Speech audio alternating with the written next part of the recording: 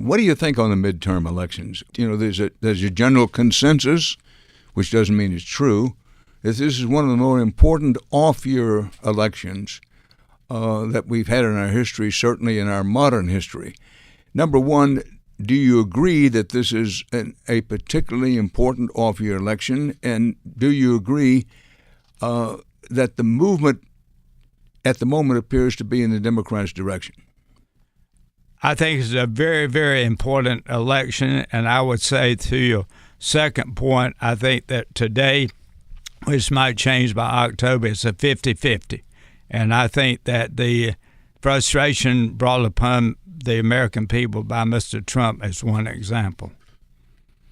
The frustration brought on the American people by Mr. Trump.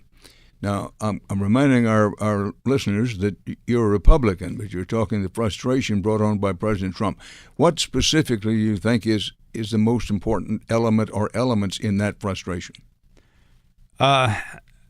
It's very simple. I learned it as a child, to tell the truth. Well, I didn't mean to pause there. I didn't have any pregnant pause. But the record shows, it's not a matter of opinion, but the record shows that the president has lied. I used to be hesitant to use the word, but so often it's very clear on the record, not just an opinion. There are things you can argue about on opinion. And what you're telling me is you think this is not only a big problem for the country, but a big problem for your party. Yes, I mean, it just seems like it's one thing after another. Let me give one example very quickly. I wrote President Trump on July the 18th of 2017. I asked him, please, to come to Congress before he increased the number of troops going to Afghanistan.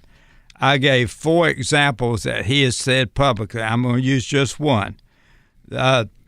Do not allow our very stupid leaders to sign a deal that keeps us in Afghanistan through 2024 with all costs by USA.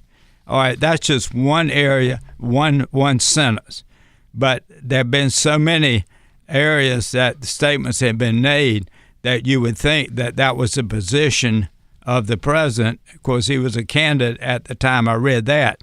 But yet, when he gets there, he changes his position. And it's hard, in my opinion, for the American people to have the confidence in a leader of a nation that you don't know from day to day what he's going to tweet or what he's going to say.